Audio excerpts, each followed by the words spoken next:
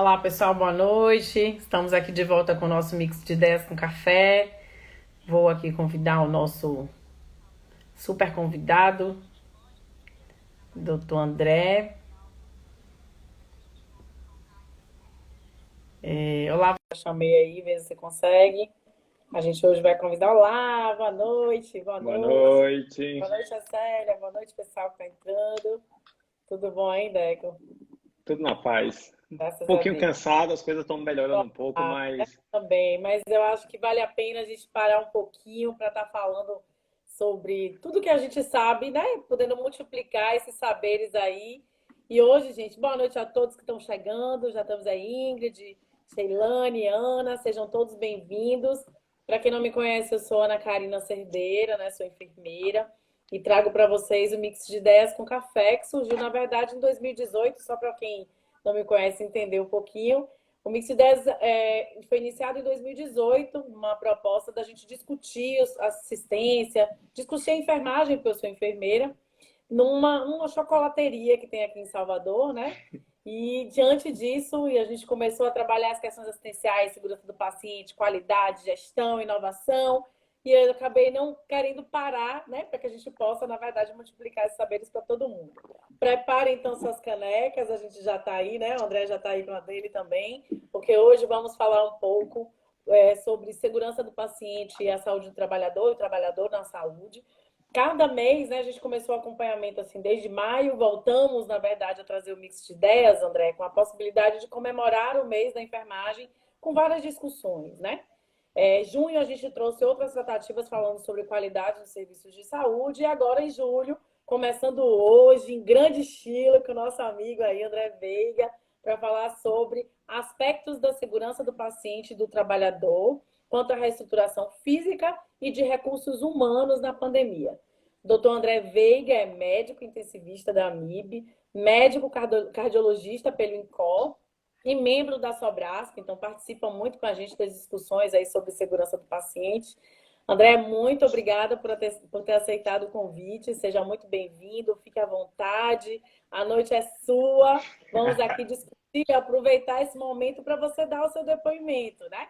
De como foi esse período, o que é segurança do paciente, a importância da saúde do trabalhador, principalmente nesse processo da pandemia. Fique à vontade.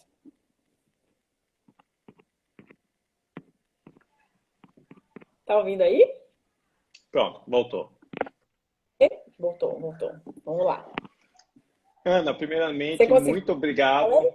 Sim, muito obrigado pelo convite. Na verdade, você já tinha me convidado há algum tempo, mas realmente com toda essa confusão foi bem complicado. Na verdade, eu acabei de chegar em casa, teve um problema de segurança do paciente grave no hospital que eu trabalho agora, teve que sair correndo. E ainda estou de sobreaviso do que pode acontecer aí, mas graças a Deus a equipe trabalhou bem direitinho e as coisas aparentemente estão mais tranquilas, tá?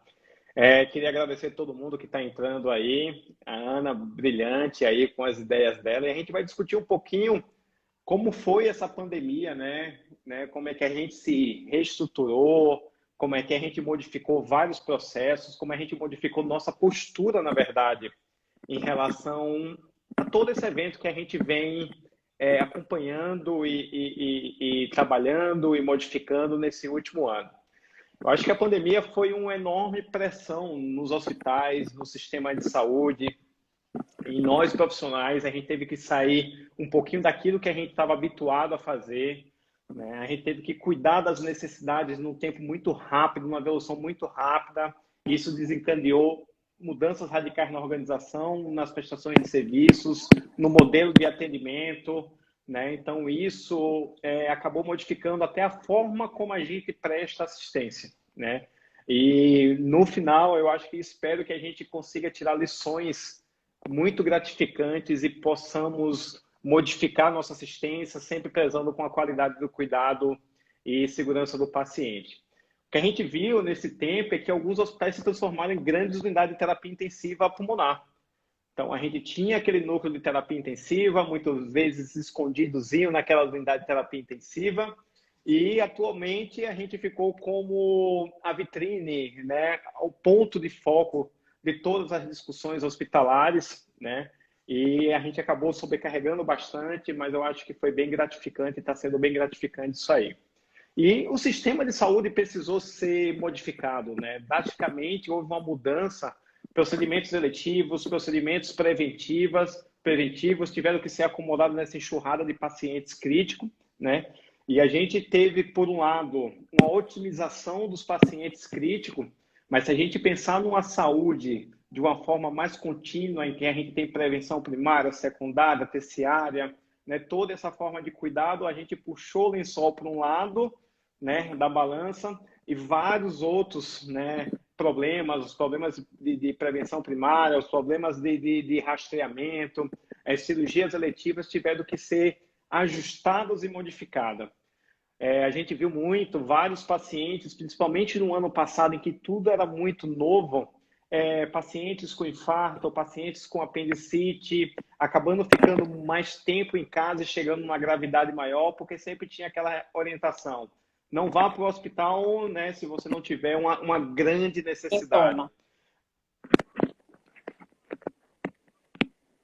Tô ouvindo. Tá ouvindo, né? É porque de vez em quando tá falhando um pouquinho. Mas aí qualquer coisa você vai me avisando. Tá, tô avisando. Então, essa grande reestruturação de como a gente via a saúde, a gente também tem que pensar o conceito de saúde de uma forma mais ampla, né? Além do problema assistencial que a gente acabou tendo que passar nesse período, pensar que a saúde é todo um complexo, não só ligado à saúde física, mas à saúde mental, à saúde econômica, à saúde psicológica, à área de entretenimento, né? Então, a gente tem que pensar que a pandemia não só afetou a saúde per si, né? A saúde física, né? Lógico que isso estava muito mais à mostra, mais evidente, mas, assim, milhões de pessoas foram infectadas, muitas vezes passaram longe dos familiares naqueles últimos momentos. A gente chegava até a comentar que o último momento que talvez o familiar pudesse ter contato com o seu parente era o momento que ele estava internando ou adentrando a unidade de terapia intensiva. Isso acarretou tanto um problema psicológico não só para os familiares, para os pacientes, mas para a própria equipe assistencial.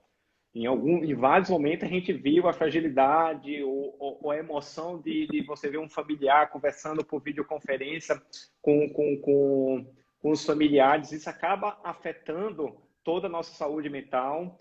Atentar também para a parte socioeconômica, isso acarretou um problema econômico muito grande. E se você acarreta um problema econômico muito grande, empresas são fechadas, pessoas são demitidas, pessoas ficam fora da área de trabalho e, com certeza, o poder econômico dessas pessoas de conseguir ir atrás de assistência à saúde acabou sendo diminuído. Então, muitos pacientes saíram, né, daquele suporte privado para o sistema público, e a gente sabe que o sistema público, per si, na pandemia ou fora da pandemia, já é bastante sobrecarregado. Então, a pandemia, a gente precisa entender a pandemia em questão de segurança, qualidade do cuidado, muito mais amplo do que a própria assistência em si. Então, se a gente quer discutir qualidade do cuidado, se a gente quer discutir segurança do paciente, a gente tem que pensar no impacto psicológico, a gente tem que pensar no impacto laboral, a gente tem que pensar no impacto econômico, porque toda essa cadeia faz parte da assistência à saúde, né? E como é que a pandemia afetou a qualidade do cuidado e a segurança do paciente? Se a gente pegar os pilares, né, das dimensões da qualidade, segurança, efetividade, acesso centrado do paciente, cuidado oportuno, todas essas dimensões na pandemia foram prejudicadas. Não só a segurança, com diagnósticos perdidos, erros assistenciais, atentar-se que nesse período a gente necessitou de um recrutamento muito grande de profissionais que não estavam habituados a cuidar desse tipo de pacientes.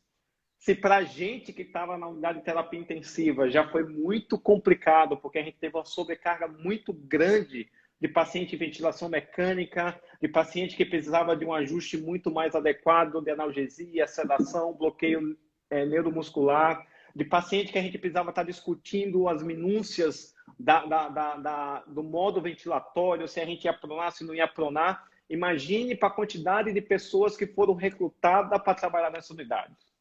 Então, os erros assistenciais, erros de medicamento, erros de diagnóstico, né, acabaram aflorando. Então, foi um campo aberto para tornar muito mais claro a importância de a gente ter processos muito bem estruturados, né? De a gente tentar focar na qualidade do cuidado, na segurança do paciente.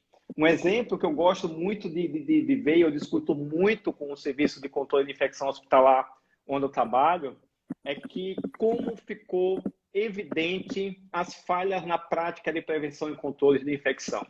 E o quão é importante, né? Eu até falo para o pessoal do Núcleo de Segurança, do pessoal do CH, esse é o momento de vocês.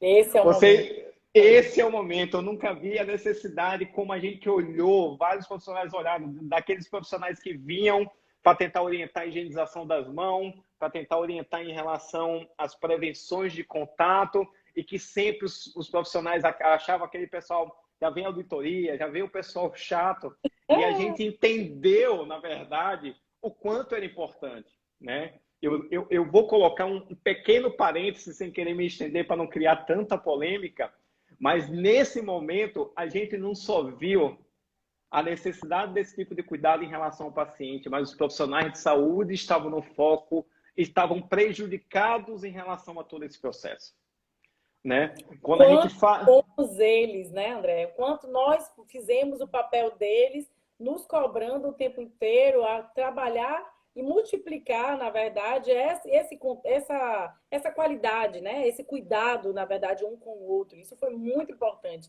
A gente fala sempre lá também no hospital que esse foi o melhor momento da CCH, porque todos nós viramos fiscalizadores, né? Dos processos assistenciais com cuidado um com o outro. E eu acho que esse ponto não pode nunca mais deixar de acontecer. Porque não, assim a gente consegue, né, melhorar cada vez mais os nossos cuidados. E assim que se mantenha. Na verdade, se criou toda, na verdade, um foco e se viu realmente a importância daquelas palavras que muitas vezes são sem graça, porque a gente, pelo menos vou falar da parte médica, a gente é muito focado ainda na parte tecnicista da assistência. Eu quero só dar diagnóstico, eu quero prescrever antibiótico, mas a gente não consegue ter uma visão mais geral do processo assistencial e da importância disso. E nesse momento é o momento do Serviço de Controle de Infecção Hospitalar, né? É o momento de você conseguir toda a reflexão que esse momento trouxe, para que, na verdade, a gente consiga manter essa importância e cada vez mais a gente conseguir implantar as medidas de segurança e de qualidade.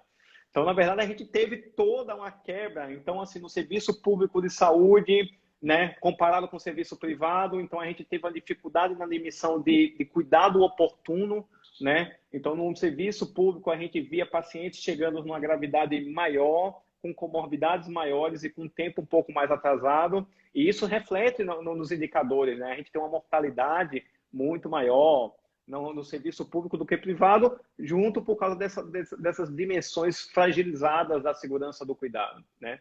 Isso gerou uma grande incerteza no sistema de saúde, né? O grande volume de pacientes sobrecarregou os hospitais, mesmo daqueles hospitais que tinham processos muito bem solidificados, né? Viu a importância de, né? O que é que eu vou fazer quando acontecer isso, né? A gestão de crise precisa ser criada, novos processos foram motivados.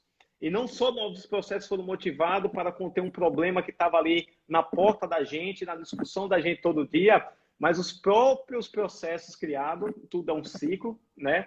Alguns processos criados podem gerar outros riscos, né? Por exemplo, no início da pandemia, teve uma decisão de coorte de profissionais, né? Aqueles profissionais que iam trabalhar nas áreas respiratórias contaminadas, e aí você acabou diminuindo um pouquinho a quantidade desses profissionais, e quem ficou nas unidades respiratórias acabaram sobrecarregando absurdamente, né? Então, eu criei um processo justamente para tentar diminuir a taxa de transmissibilidade entre os profissionais de saúde, mas, por outro lado, você gera toda uma sobrecarga, não só laboral, porque eram plantões, eram estações de cuidado muito desgastante. Você tinha múltiplos acessos para passar, você tinha que pronar paciente, você tinha que conversar com o familiar, você tinha que fazer todo um processo, então era muito desgastante. Isso gerou, é um processo que você tenta minimizar de um lado, mas acaba complicando de outro, né?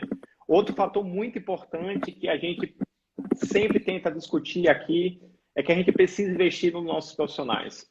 Muitos profissionais foram transferidos de ambientes onde não eram acostumado, outros profissionais foram, entre aspas, obrigados. A gente precisa de gente. Você talvez tenha um perfil, o perfil do anestesiologista, o perfil do cirurgião para ajudar. Então, você saiu de uma zona para outra zona totalmente desgastante.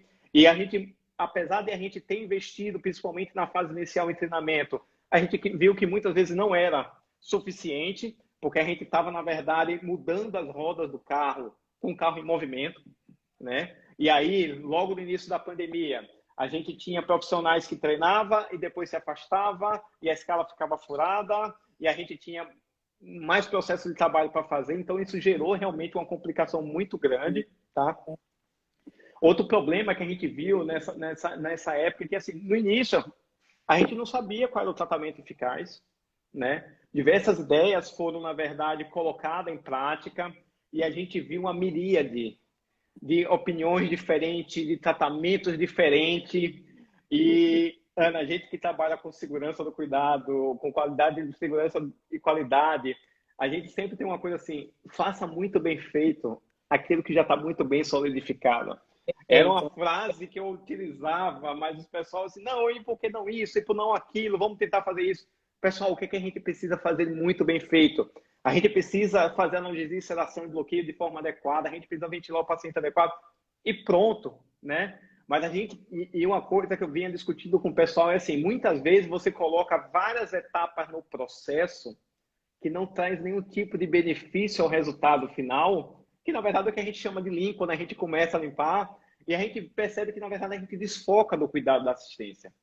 Então, focar naquilo que realmente a gente sabe fazer bem feito, lavar as mãos, fazer um controle adequado das infecções relacionadas à saúde, da parte assistencial, cuidar muito bem da analgesia, e o restante, as coisas, na verdade, vão acontecendo se a gente tiver processos de qualidade do cuidado e segurança do paciente muito bem identificados, né? Então, a gente precisou, na verdade, redesenhar toda a estrutura física, né, toda a estrutura profissional. A gente teve que mesclar profissionais experientes com profissionais inexperientes. A gente teve que lidar com os erros assistenciais, muitas vezes de forma muito cruel, e dentro de um ambiente muito sobrecarregado laboralmente e psicologicamente, chegar em casa e pensar no evento adverso que poderia ser evitável, num paciente que estava indo muito bem, por um motivo ou outro, você chega no outro dia e as coisas já não estão. Isso acabou desgastando muito bem. E no ano passado, né, todo o lema do Dia Mundial de Segurança do Paciente foi justamente, né, a saúde do trabalhador.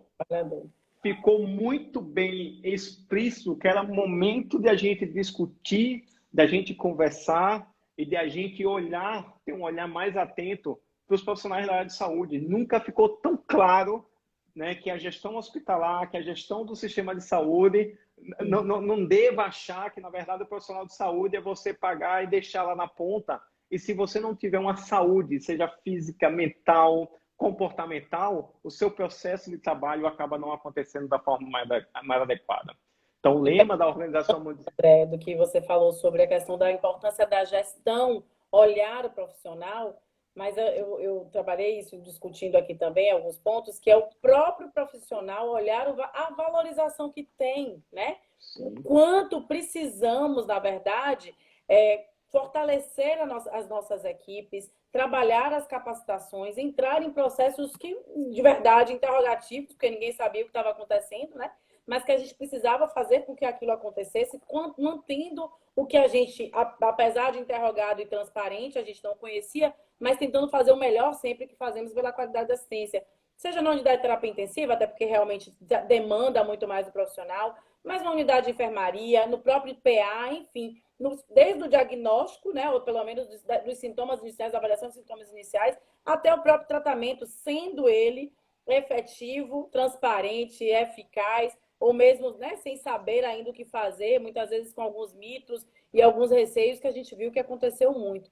Mas eu acho que o ano passado, que aí vem, a gente estava discutindo isso, inclusive, hoje na Sobrasco, né? A história a gente não pode deixar que aconteça uma sombra, né? No sentido desse momento atual. A gente precisa potencializar o que tivemos no ano passado, trazendo, na verdade, infelizmente, a pandemia veio, não teve jeito, mas aproveitando esse momento, né, André, da pandemia, para que a gente possa estabelecer e rever os nossos fluxos e processos de trabalho, mantendo isso como unificação. Eu acho que esse é um ponto mais importante hoje, assim, né?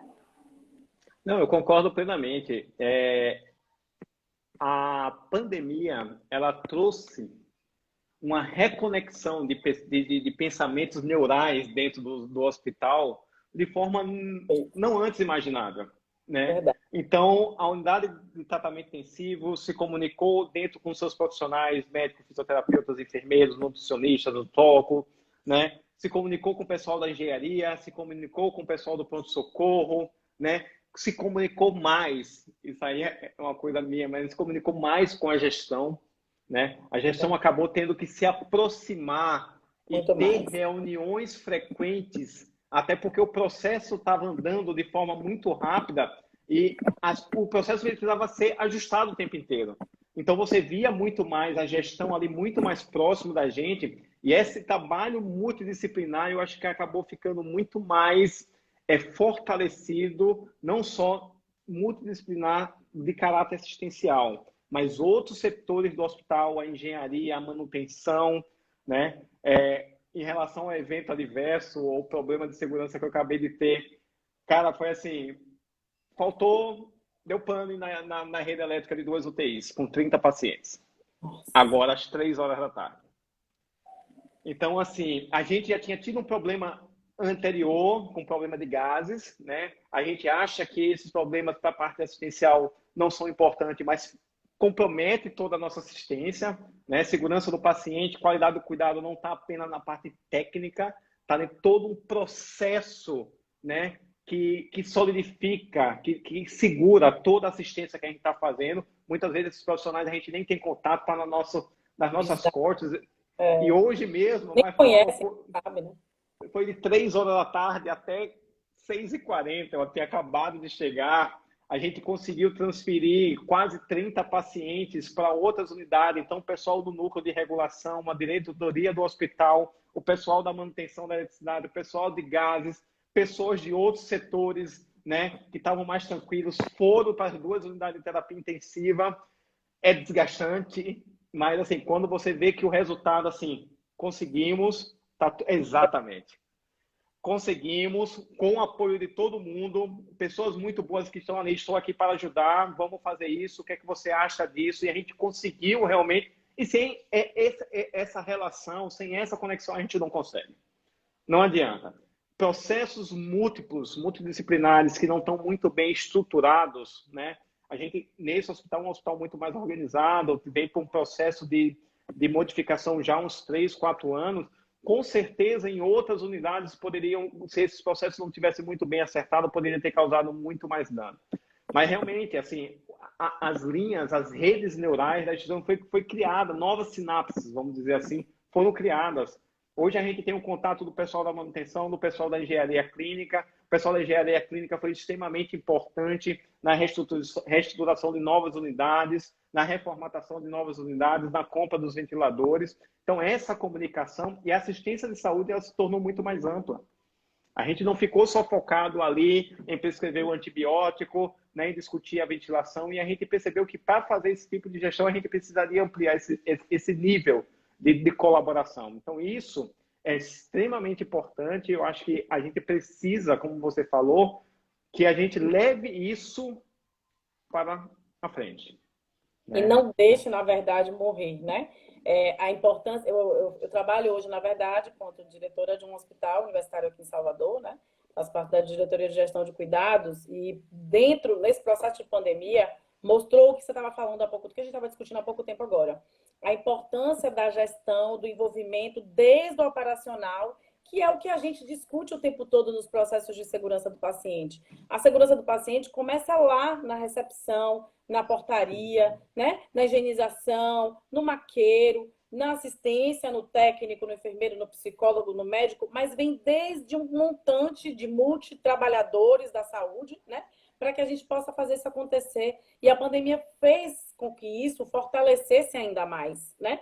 porque a gente sabe, a gente discute, mas ao mesmo, no momento, antes da pandemia, agora a gente tem a história do antes de Cristo, depois de Cristo, agora a gente tem o antes de pandemia e E pós-pandemia, né? pós-pandemia. Quando a gente fala a gente ainda não tem pós, a gente está durante, a gente ainda está É. nela. E esse período trouxe um ponto positivo, que se é que a gente pode dizer, né, que tem pontos positivos, que fizeram desse crescimento e essa discussão, mostrando e trazendo a importância de todo o operacional para dentro desse processo. Eu falo muito da engenharia clínica, da importância que a engenharia clínica tem nos nossos processos de trabalho, porque trabalhamos com todos os equipamentos que precisam ter manutenção preventiva, corretiva, ser verificado o tempo todo para que eles entendam o que a gente precisa na assistência e o que eles entendem tecnicamente. E olha aí o exemplo que você está dando agora de uma situação, né, de um evento que aconteceu, mas que o envolvimento do todo na importância de salvar vidas trouxe, né, mais um aprendizado, e com fé em Deus, né? Nada de mais agravante, espero que não tenha acontecido, com certeza não acontecerá, mas isso fortalece ainda mais, André, com certeza a sua instituição, porque mostra a importância desse viés, da necessidade da participação de todo mundo. Parabéns, cheguei a ficar arrepiada. Que Não, bom, foi. infelizmente aconteceu, né? É um evento, mas assim, que bom que todo mundo se propôs, que bom que todo mundo foi ajudar, porque fortalece o que a gente está conversando aqui, né? Que eu acho que é bem interessante. E pegando um pouco um gancho do que você falou, as crises, elas geram novas oportunidades, né? Perfeito. Você colocou aí, será que tem ponto positivo? É difícil a gente falar no meio de tanta coisa ruim que a Tragédia, gente né? vê, tanta tragédia, tantos mortos, mas a gente tem pontos positivos em termos de tudo isso que a gente está discutindo, né? A gente teve uma inspiração muito grande de resolução de problemas rápidos, de inovação, né? Uhum. Grupos foram criados e grupos com excelentes ideias, em que na prática isso ficou muito bem evidente, muito bem efetivo, e novos talentos surgiram, né? Quantas pessoas que estavam ali escondidas, um pouquinho fora do núcleo de gestão, um pouquinho fora do que eu vou falar assim, do métier de dentro do hospital, pessoas que, independente do tempo de experiência, né? A gente tem pessoas que praticamente saíram recém-formadas da residência de multiprofissional, desse hospital de trabalho, e que são pessoas que se demonstraram grandes líderes, grandes pessoas de grandes ideias, né? Então, na verdade, ficou mais evidente. Eu não sei se como a gente tinha muita coisa para se discutir, para ajustar no dia a dia, e a gente acabou dando muito mais voz, muito mais espaço a essas pessoas, e esses talentos começaram a surgir, né? Desde o residente, desde novos profissionais que muitas vezes entrava pela portinha, fazia suas coisinhas, desde daquele pessoal que tinha acabado de se formar, mas que precisava assumir um tipo de posto. Essas pessoas vieram como sem precedente, assim, caraca, a gente tem muitas pessoas boas. Perfeito. A gente tem muitas pessoas boas, a gente, na verdade, precisa incentivar essas pessoas, a gente precisa trazer essas pessoas para estar junto com a gente e sair um pouquinho daquele núcleo de discussão que era muito fixo, né, dentro de uma sala, que muitas vezes a gente só via assim, ó, a decisão é essa, De então a cima gente para vê baixo. de cima para baixo, né? E sair, quando a gente discute qualidade do cuidado, daquele modelo muito mais verticalizado e transformar num modelo mais horizontal.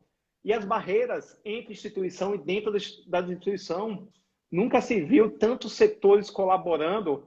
Lógico, Verdade. sempre deu problema, e até instituições, vamos dizer assim, rivais, né? Sim, sim. Público, privado, privado, privado, né?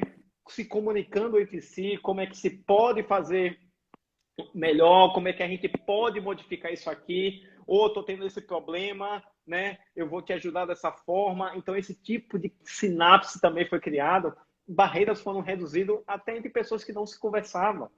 Então, Sim. essas crises acabam criando essas oportunidades, né? Exatamente. Então, isso é extremamente importante. A grande questão é, eu não gosto nem desse termo, mas assim, o que é que teremos de novo normal?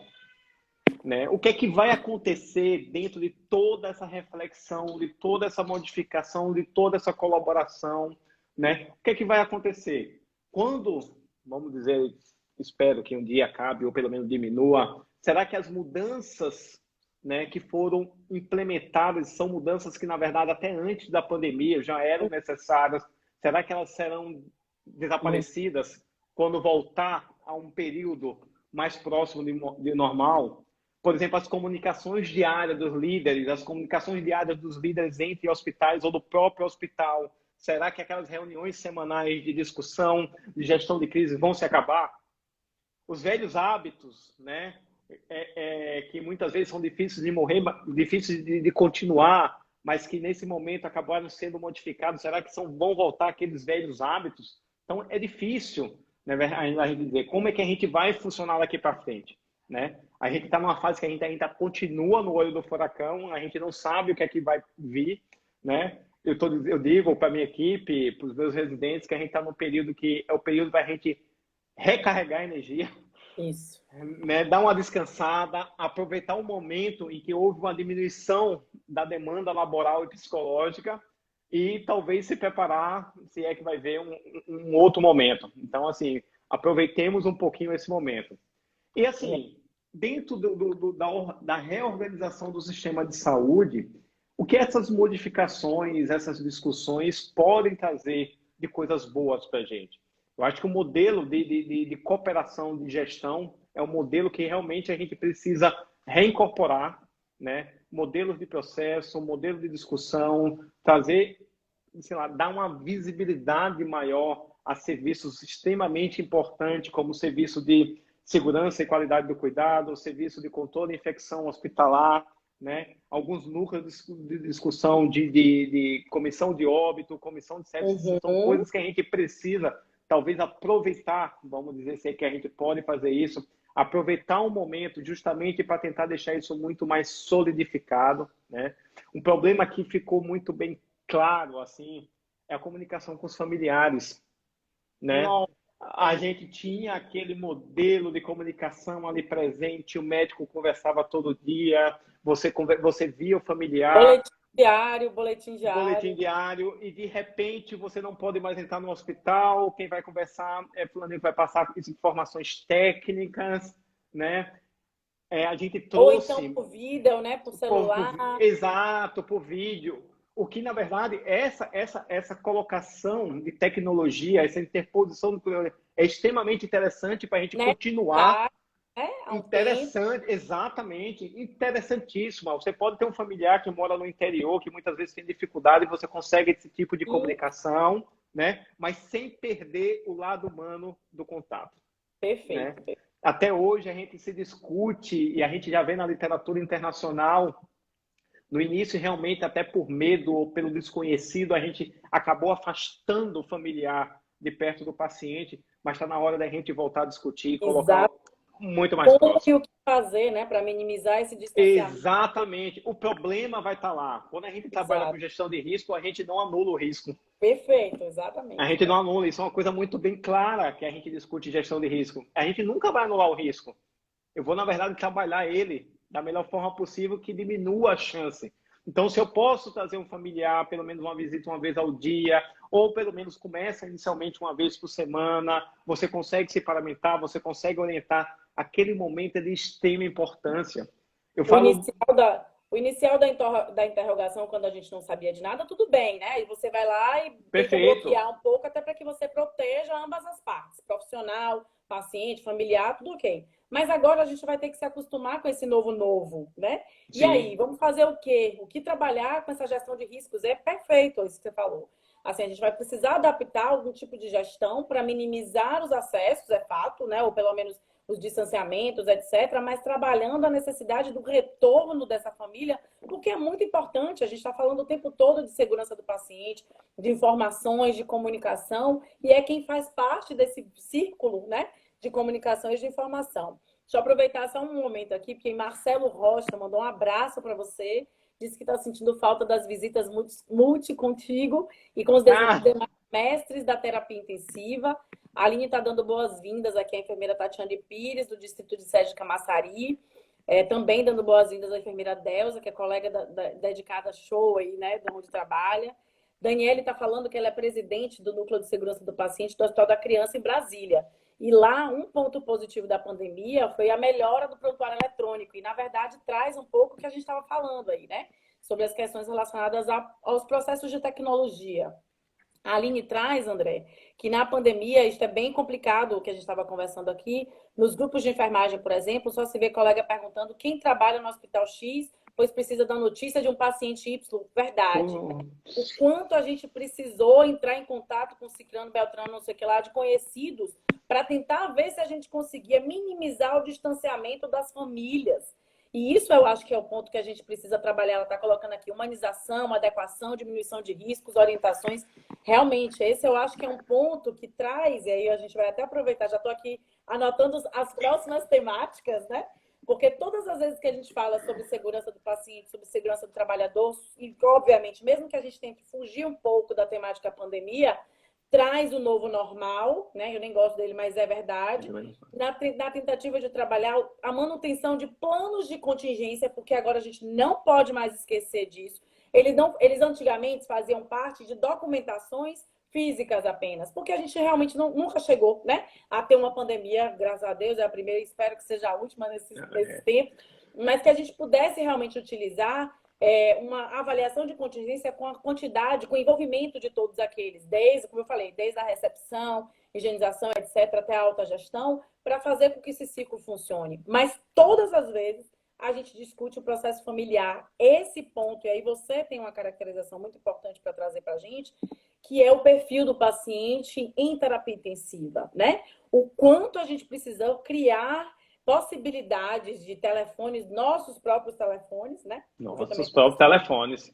Nosso próximo telefone, às vezes computadores, enfim, para que tentasse minimizar esse distanciamento, inclusive com outras síndromes que a gente vê que o paciente, por muito tempo internado, acaba causando delírio, etc, né? Que a gente vê das situações específicas. E pegando um ganchinho disso que você falou, você percebe o desequilíbrio que a gente causa, né? Nós profissionais temos acesso aos hospitais, então você, como minha amiga, vai me mandar uma mensagem, porque eu trabalho no hospital tal, e eu te dou a informação e consigo te manter o mais.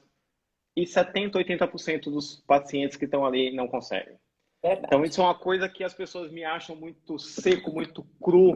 Que eu digo assim, eu não tenho problema em relação a isso, mas eu preciso, na verdade, ter uma discussão em que todos tenham essa possibilidade. Perfeito. Né? Então, assim, eu coordeno a UTI tal, eu trabalho na UTI tal, você pode me dar informação sobre tal paciente, sobre tal paciente. E aí você tem informações de pessoas que têm canais, né, para conseguir esse tipo de informações, facilitadores. Em contrapartida, boa parte dos pacientes não consegue ter isso, né? O que a gente precisa, a gente sempre vai ter um canal diferente do outro. Não estou dizendo que a gente precisa ser totalmente homogêneo, mas a gente precisa criar uma estrutura no qual a gente consiga minimizar isso aí. Então, se você tem pessoas que conseguem ter informações mais facilitadas, eu vejo outros que as informações são muito discretas ou não conseguem fazer uma videochamada. Eu preciso criar uma forma de discussão justamente para que isso seja minimizado. Se fulaninho não consegue ter informação adequada, então eu vou convidar, eu vou tentar preparar o melhor cenário, né? Conversar com a equipe de psicologia para ver se, na verdade, a pessoa tem condições de entrar ali, conseguir orientar com o pessoal da assistência social, orientar o máximo de precaução para que não se contamine, mas a gente precisa diminuir esse desequilíbrio que a gente teve, né? Sim. E aí, assim, e a gente vai mexendo dentro dessa possibilidade de visitação. Tem UTIs privada que eu trabalho em que você tem quartos separados, então você consegue conter melhor, mas tem outros locais no serviço público, então esses quartos são muito mais abertos e você não consegue ter esse tipo de controle. Então é outra coisa que à medida que novas unidades de terapia intensiva vão crescendo, vão sendo construídas, a gente precisa pensar no design, né? Nessa pandemia, a gente percebeu o quanto o nosso conforto e nossa sala, nossa querida Copa, era totalmente inapropriada para qualquer coisa. Vou perguntar isso para você agora, aproveitando a temática onde a gente falou, né, que você trouxe contra reestruturação física. O que você viu dentro do seu ambiente de trabalho que foi necessário de reestruturar para que seja mantido, né?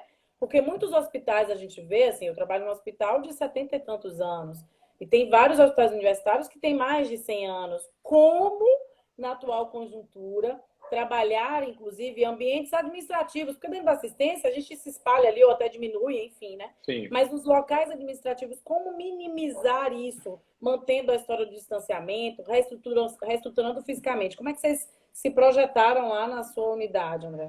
Então, na verdade, a gente no início, até por conta das orientações, a gente teve que se distanciar. A gente Sim, sabia, né, uma coisa que eu sempre falava, que não era na assistência que os profissionais de saúde iam se contaminar.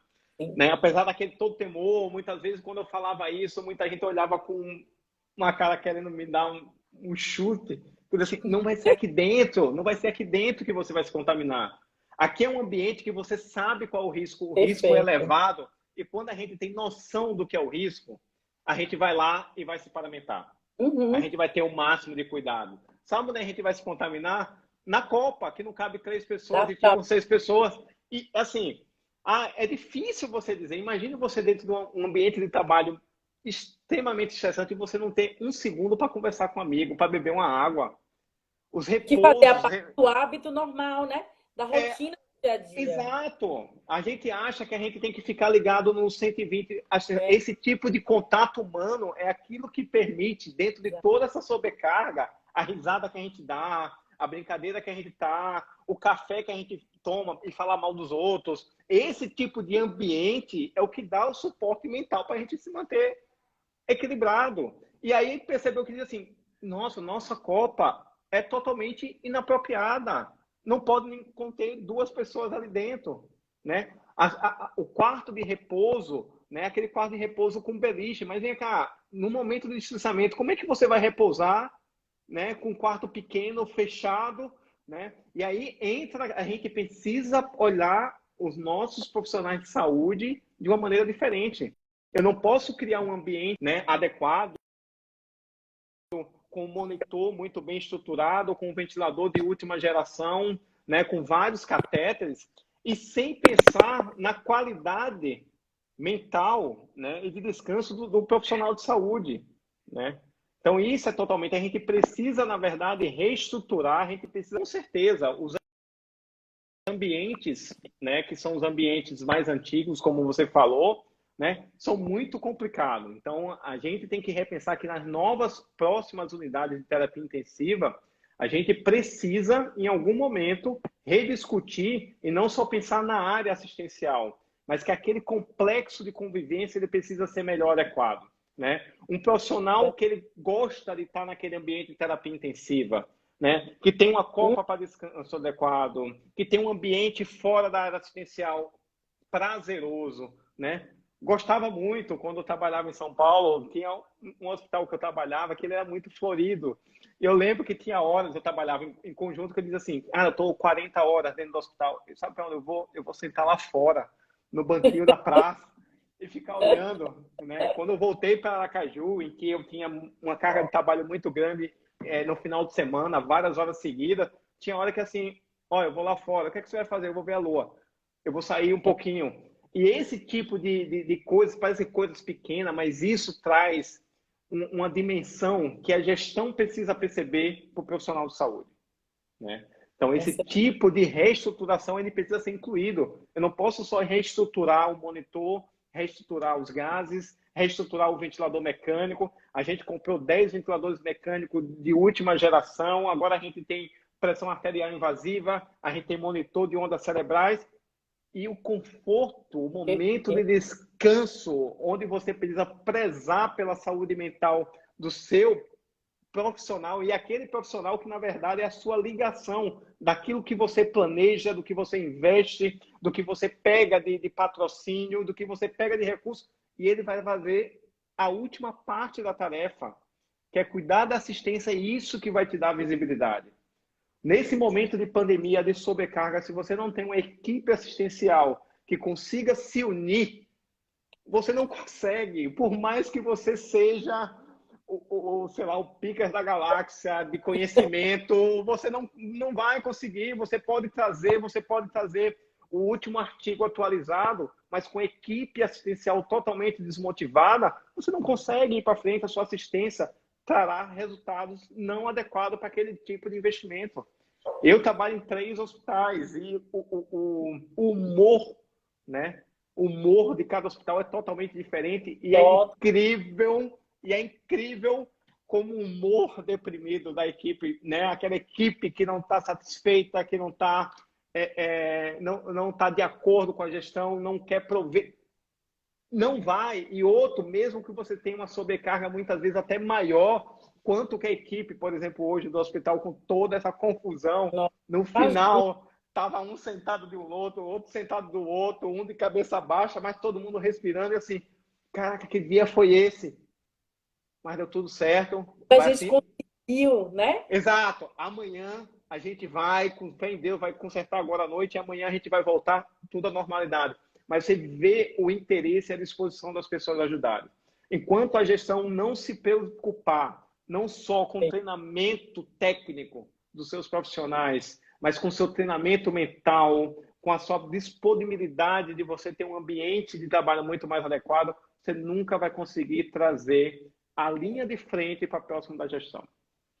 Eu acho que o ponto perfeito, perfeito, amigo, perfeito. 1000 palmas para vocês. Ah, o José Newton está falando aqui. Oi, João, que bom que você está aqui. Equipe bem treinada, motivada e que gosta do que faz é essencial para uma assistência segura e de qualidade, com certeza. A Aline está falando que a estrutura física, por exemplo, que é o que a gente está discutindo, né?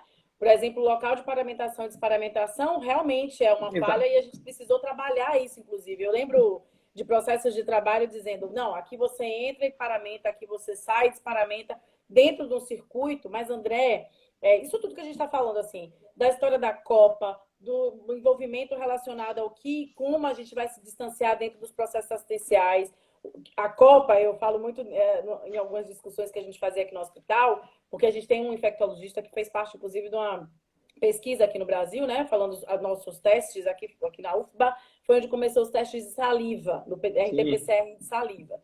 E aí um dos infectologistas que trabalhou com isso falava muito assim, gente, entendam, a gente começou a subir muito o índice, se eu não me engano, em maio, junho, julho, né? Quando a gente começou a subir muito o índice aqui na Bahia dos profissionais do hospital que foram contaminados. E a preocupação era se a gente não estava abrindo demais a regulação do hospital, né? Para trazer os pacientes e por isso estavam contaminando os pacientes, os funcionários internamente. E aí a gente não abriu na discussão, trazendo a parte operacional para dentro, ele falou assim, olha, vamos lá, onde é que você come? Aqui, quando você vai almoçar, onde é que você come? Ah, tem uma copa, tá bom. A sua copa tem mais ou menos quantos metros quadrados? Aí as pessoas já pararam para pensar, porque ninguém nem olha isso, né? Não olha. Tá bom, aí você, vamos lá, digamos que tenha 5 metros, beleza. Quantas pessoas você come lá com você? Ah, a equipe toda, porque a gente tem que se dividir em horários. Ou seja, aí ele falou, é aí que você se contamina. Né? Porque é ali que a gente está no dia a dia. A contaminação positiva virou um problema. Porque é lá na Copa, é que você falou aí, é onde a gente conversa, é onde a gente troca ideia, é onde a gente, né, socializa, mas acabou sendo um local que a gente precisou reestruturar, né? Para que essas coisas não, para que a nossa contaminação não acontecesse. Então precisamos rever os modelos para que minimize as nossas contaminações, digamos assim. Mas também, André, eu vi muito acontecer aqui junto com, né, no hospital, a gente trouxe muito operacional para dentro do processo. Operacional, quando eu digo, né, quem está na linha de frente, não só na linha de frente de Covid, mas na linha de frente assistencial como um todo. Como todo. Sabe, né? Eu falo isso muito por mim em outros processos de trabalho. Quem sabe, é quem lida, é quem entende, é quem pode trazer as melhores soluções, adaptadas ou não, ou até permanentes, né? Para que a gente possa melhorar. E eu acho que isso hoje precisa ser visto. O que a gente falou dos processos relacionados ao cuidado com o controle de infecção, todos nós hoje somos fiscalizadores da CCH, né? Somos CCH, na verdade. Trazemos isso, na verdade, como uma meta principal, que é manter. Eu acho que esse é um ponto que a gente precisa deixar muito claro para todo mundo. A manutenção do que fazemos hoje, com certeza, será a manutenção da vida, da nossa vida, né? Da vida dos nossos pacientes, da vida de nós como trabalhadores, para que a gente possa fazer a assistência acontecer. Então, quando você fala muito assim de trabalhar os processos, entender como é que funciona, a história do humor da equipe, é trazer mesmo para dentro da assistência, né? Fazendo com que eles entendam a importância da humanização. Acho que alguém falou aqui sobre a palavra-chave hoje é humanização, né? Eu acho a importância da humanização nessa pandemia, para que a gente consiga manter aí a nossa qualidade.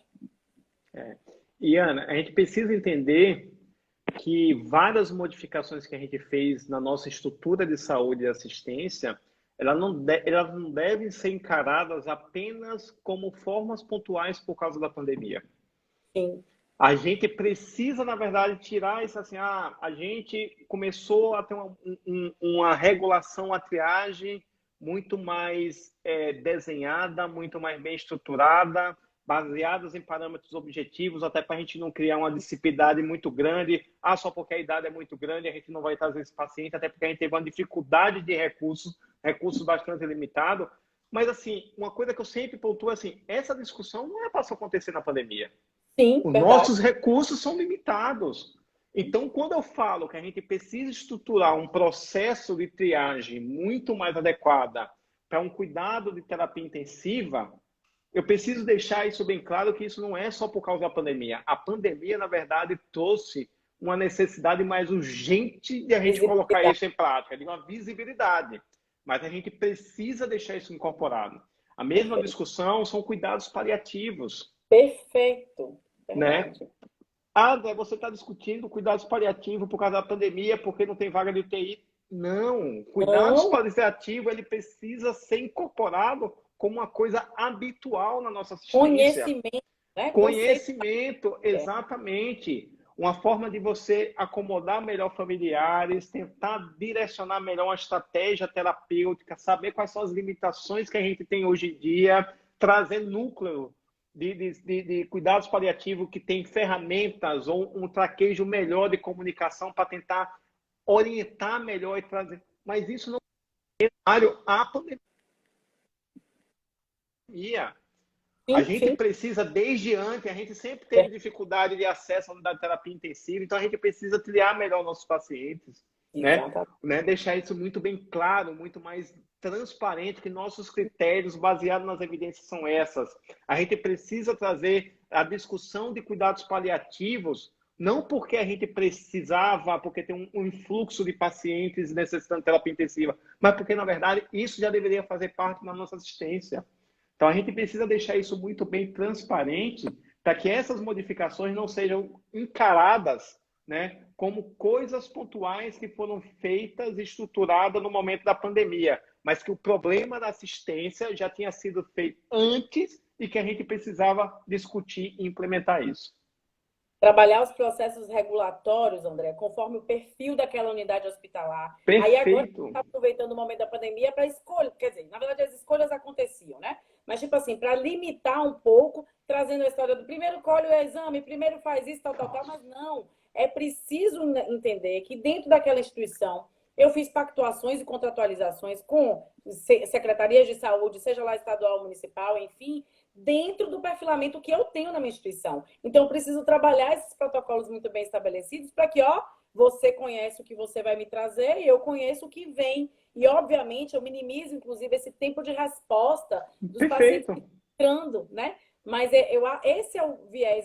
Aí, gente, já entrou na minha celeuma. Olha, amigo, vou ser bem sincera. Se eu soubesse que essa discussão ia ser desse jeito, eu já tinha feito 4, porque já dava tempo de fazer 4 ou 5 com você. Do tempo que a gente está esperando para fazer essa discussão online, Tá mesmo, tá né? mesmo. Eu tinha feito várias. E agora você entrou na celeuma regulação. Pensa aí a pessoa que trabalhou 4 anos na regulação. Então, assim, esse é o ponto muito estratégico que eu coloco hoje, o tempo todo contra a pandemia. Durante o processo, agora, né, a gente está na pandemia, não é o momento de escolher o paciente, é o momento, na verdade, de fazer com que esses protocolos sejam estabelecidos, porque já deveria ter sido estabelecido Perfeito. anteriormente, Perfeito. para facilitar esse acesso com brevidade, a gente minimiza o que a gente está falando aqui, os riscos do paciente, né? A questão relacionada a complicações posteriores, porque muitas vezes vem para uma terapia intensiva, o paciente já está, meu Deus, quase no Nossa. final, né? Tendo sequelas absurdas se a gente conseguir salvar, né? Que é o que a gente espera e é o que a gente está se propondo realmente. Mas acaba Ô, sendo um. Ana, entrando nessa parte regulatória que você, quem sabe a gente consegue marcar, mas assim, uma coisa que eu sempre falo nas discussões que eu tenho, que assim, muitos profissionais acabam reclamando mais é porque o familiar exige isso, o familiar exige aquilo, mas uma coisa que eu sempre pontuo é o seguinte, se a gente detentor do saber, a gente tem a necessidade de explicar e deixar transparente como funciona esse modelo. Perfeito. Eu não posso assumir que os questionamentos que os familiares, os questionamentos que o paciente, né, acabe tentando entrar na minha celeuma, eu não posso interferir, eu tenho que, na verdade, assumir a responsabilidade de detentor do saber e ter a capacidade de explicar. À medida que a gente vai criando uma estrutura transparente, com critérios muito bem estabelecidos, com todos esses direcionais que você falou, de um hospital tem uma certa característica ou não, e isso ser deixado muito bem claro para a Claro, população, aos poucos, na verdade, todo mundo sabe qual é a sua responsabilidade e o seu objetivo. com Mas certeza. enquanto, na verdade, eu assumi o papel que o familiar e o paciente não têm o direito de questionar, né? Que a gente não precisa ser transparente, que eu posso fazer da forma que eu quiser, e aí você abre um viés, né? De como, quando você não tem critérios objetivos, você abre o viés de quem está ali na frente, na cabeça que está ali regulando e pode fazer o que quiser. Então, na verdade, você deixa um ambiente, um processo totalmente inseguro às vistas das pessoas. E como é que as pessoas vão confiar nesse processo se a gente não quer deixar transparência, se a gente não quer explicar? Né? Ah, porque está faltando vaga no TI, porque que Ana conseguiu uma vaga de unidade de terapia intensiva mais, primeiro do que eu. Galera, vamos chegar lá. Isso é claro, porque a gente precisa estratificar, né? Eu estava indo para o hospital hoje pela manhã, estava ouvindo a rádio, e estava um diretor de um hospital público aqui dando entrevista porque alguém tinha reclamado, né, da demora de atendimento no pronto-socorro, que é o maior pronto-socorro daqui. Aí ele disse, não, vou aproveitar o momento para explicar o que é classificação de risco para vocês. Perfeito. Né? Porque o radialista, o interlocutor, chegou, jogou a informação, não deu dado nenhum. Eu disse, não, já que a gente não tem dado para discutir sobre a patologia, eu vou explicar qual é a classificação de risco. Nós temos uma classificação que é definida por código, e a depender disso, a gente tem uma prioridade baseada em tal critério, perere. Se encerrou o assunto. O Mas esse assunto morreu.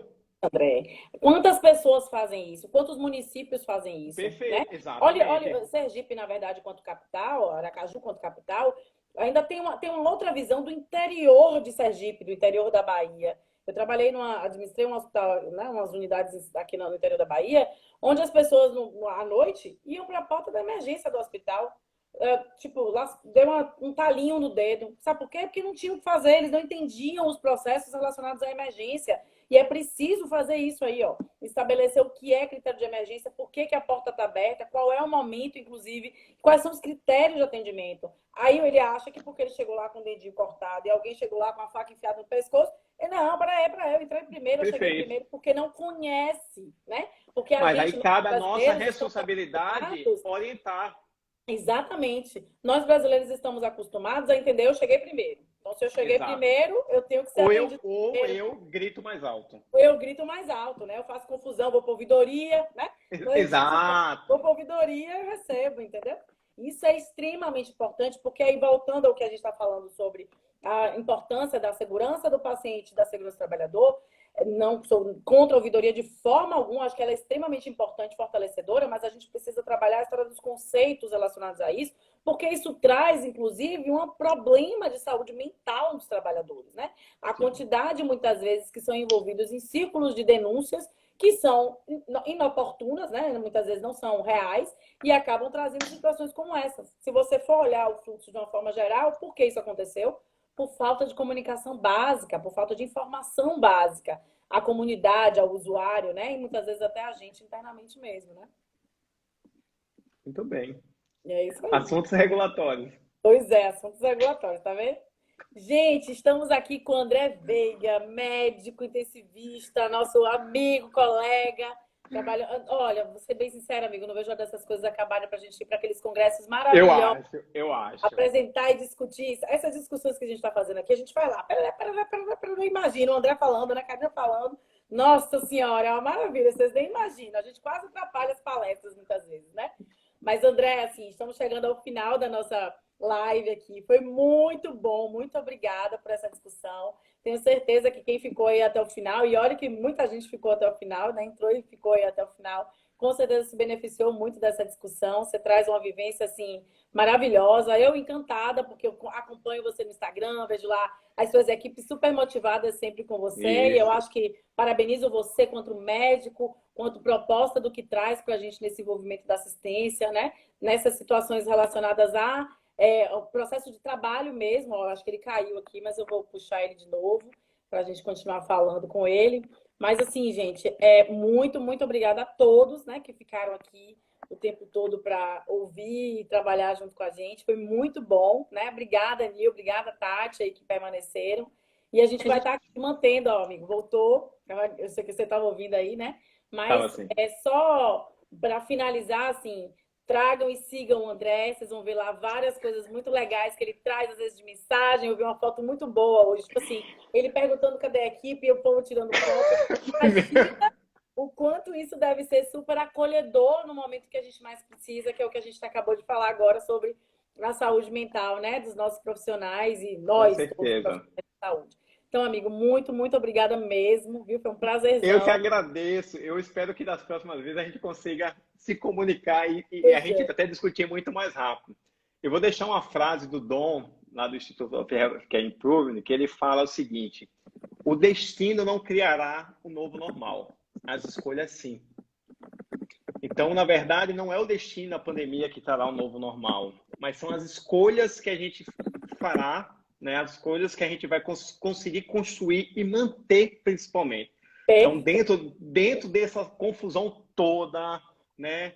Lógico que tem dias que a equipe está totalmente para baixo, tem dias que a gente está para cima, tem dias que a gente está cansado, a gente só ouve vários óbitos, a gente perde pacientes que a gente não gostaria de perder de forma adequada, né? Mas é mais importante, eu sempre digo uma coisa assim, pô, coisas ruins ou situações ruins, situações não do que a gente gostaria, e tá aí o tempo inteiro. Mas a capacidade da gente refletir e fazer as escolhas, isso sim será um novo normal para a gente. Com certeza, com certeza. Ó, o Marcelo está aqui falando que você é o futuro prefeito de Aracaju, viu? Ó, Eu não, vou transferir meu Ana, time eu não só que tenho você, viu, capacidade amigo? nenhuma de interação social para ser político, pelo amor de Deus. Eu posso até estar na linha de trás ali colaborando, né? Mas assim, na linha de frente de político não dá certo. Mas obrigada, gente, por tudo. Obrigada, amigo. E Eu que até a próxima. agradeço. Pode contar comigo. Se preparem. Agora a gente não vai parar mais. Já que já começou, vamos Tá começar. bom. Um beijo, gente. Tchau, Beijo. tchau. Obrigado a todo mundo.